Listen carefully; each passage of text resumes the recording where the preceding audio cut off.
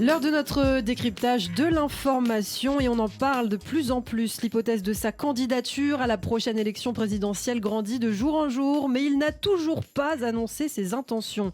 Depuis plusieurs semaines, Éric Zemmour apparaît évidemment comme un prétendant potentiel à un scrutin qui se déroulera dans moins de 10 mois.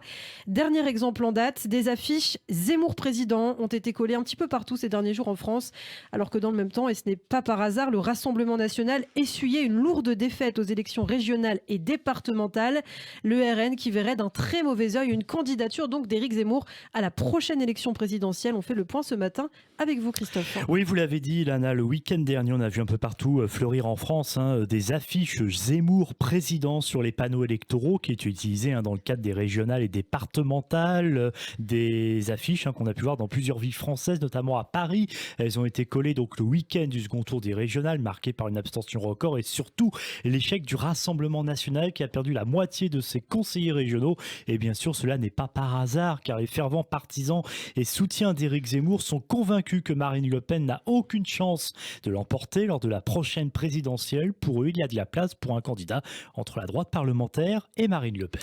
Et à l'origine de cette campagne, un collectif qui regroupe des supporters d'Éric Zemmour, Génération Z, qui revendique avoir placardé 10 000 affiches dans 86 départements au total, mais précise n'avoir aucun contact avec le polémiste. C'est un collectif en fait informel et très hétéroclite qui regroupe des membres de la droite, du Rassemblement national, de l'UNI, le syndicat étudiant, des abstentionnistes et également des déçus de la politique.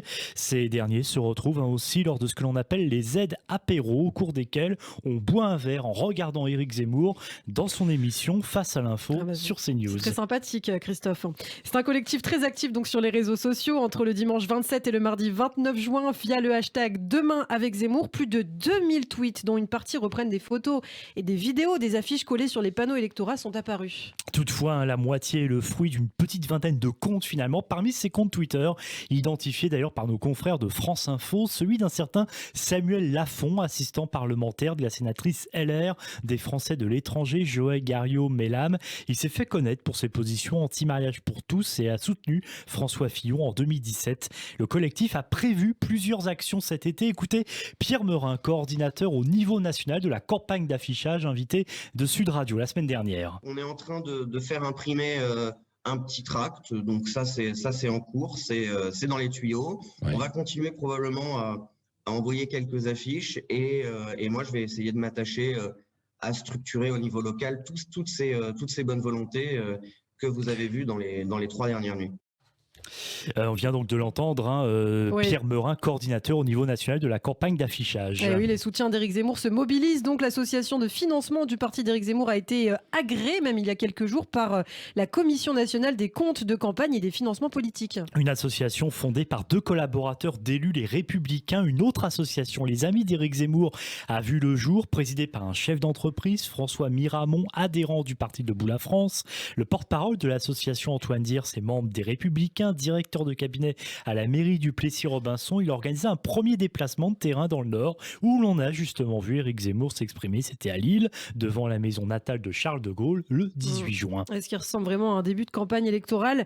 Les partisans d'Éric Zemmour appuient également sa candidature, bien sûr, avec les bonnes audiences de son émission sur CNews, Face à l'info, donc vous en parliez, diffusée à 19h depuis octobre 2019. Oui, car Éric Zemmour a son émission sur Paris Première, une chronique dans le Figaro, mais c'est effectivement sur la chaîne Info qu'il se sert principalement comme vitrine principale en raison d'audience en progression. Dès ses débuts, l'émission a triplé l'audience du 19h-20h de la chaîne Info, du groupe Canal+, et surtout, il y a une accélération d'audience ces dernières semaines, Face à l'info, qui a atteint des niveaux historiques, dépasse souvent les 700 000 fidèles, souvent devant BFM TV, et c'est l'un des gros succès de CNews, permettant à la chaîne, plusieurs fois en mai, d'être première chaîne d'info de France.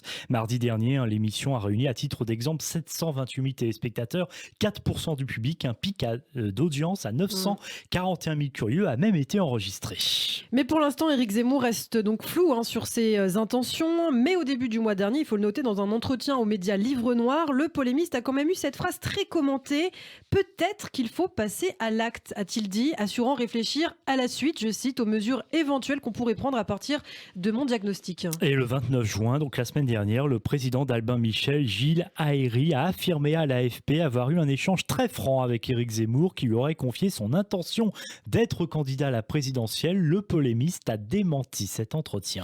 En tout cas, sa candidature changerait la donne en prévision de la future élection présidentielle, surtout pour le Rassemblement national et Marine Le Pen, déjà mal en point après les échecs aux élections municipales l'an dernier et puis les scrutins récents régionaux et départementaux. Exactement, et ça qui a été réélu dimanche, vous le savez, lors du congrès de son parti à Perpignan et qui devra se retirer le temps de la campagne au bénéfice de son numéro 2, Jordan Bardella, a justement ironisé sur une possible candidature d'Éric Zemmour. Je cite, « C'est de la politique fiction et une aventure politique tant qu'il n'a pas fait sa déclaration de candidature. J'ai des doutes. Les électeurs ont une forme d'intelligence collective. Il y a l'attrait de la nouveauté, mais les Français en reviennent. » Mais en dépit de cette possibilité de candidature, Éric Zemmour est quand même très clivant. Il a été d'ailleurs plusieurs fois condamné, Christophe, ces derniers mois par la justice. Et pas plus tard qu'en mars, condamnation pour la chaîne CNews à une amende de 200 000 € par le CSA pour des propos tenus par Éric Zemmour à l'encontre de mineurs étrangers. C'était le 29 septembre dernier sur l'antenne. Il avait déclaré « Ils n'ont rien à faire ici. Ils sont voleurs, assassins, violeurs. C'est tout ce qu'ils sont. Il faut les renvoyer. » Le 25 septembre dernier, le tribunal de Paris l'a condamné à une amende de 10 000 € pour injure et provocation à la haine suite à des propos en ouverture de la convention de la droite organisée par des proches de Marion Maréchal en 2019, une violente diatribe sur l'islam et l'immigration. En revanche, Éric Zemmour a été relaxé en février dernier des poursuites engagées contre lui pour contestation de crimes contre l'humanité. Pour rappel, il avait soutenu en octobre 2019 face à Bernard-Henri Lévy sur CNews justement que le maréchal Pétain, ça avait fait polémique, avait sauvé des juifs français durant l'occupation nazie. Et la 17e chambre correctionnelle du tribunal judiciaire de Paris a motivé sa décision en évoquant des propos prononcés à brûle-pourpoint lors d'un débat sur la guerre en Syrie, tout en reconnaissant toutefois qu'ils contiennent la négation de la participation de Pétain à la politique d'extermination des Juifs. Et par ailleurs, on parlait d'Albin Michel tout à l'heure, l'éditeur a décidé de ne pas publier donc son nouvel ouvrage dont la sortie est prévue à la rentrée. Albin Michel qui publiait pourtant depuis 2012 les livres d'Éric Zemmour. Et le patron de la maison d'édition se justifie. Éric Zemmour a décidé de changer de statut. Il veut devenir un homme politique engagé dans un combat idéologique personnel qui ne correspond tout simplement pas à la ligne éditoriale d'une grande maison comme Albin Michel. Et finalement, assez peu de figures politiques de poids soutiennent aussi Éric Zemmour, pour l'instant en tout cas en vue d'une future candidature à l'élection présidentielle. Alors on a pu repérer le sénateur LR Étienne Blanc, le député du même parti Julien Aubert. Ils ont appelé à une participation d'Éric Zemmour à une primaire de la droite, mais effectivement ils ne sont pas nombreux. En fait c'est surtout à l'extrême droite que l'on pousse la candidature d'Éric Zemmour, notamment Jacques Bompard, maire d'Orange, ex-FN, proche de Jean-Marie Le Pen, qui fait partie de ceux à l'origine d'une pétition. Je signe pour Zemmour. Intéressant de voir les chiffres aussi. Justement, que disent les sondages en cas de candidature d'Éric Zemmour sur les intentions de vote? Eh bien, selon une enquête Ilana de l'IFOP pour Le Point, publiée au milieu du mois dernier, le polémiste est crédité de 5,5% des intentions de vote au premier tour. En février, dans un sondage IFOP Valeurs Actuelles, Éric Zemmour était crédité de 13%. Ah oui, quand même. Merci beaucoup Christophe Dard pour ce décryptage de l'information donc sur Éric Zemmour et dont nous reparlerons bien sûr sur Radio J. Cette future campagne présidentielle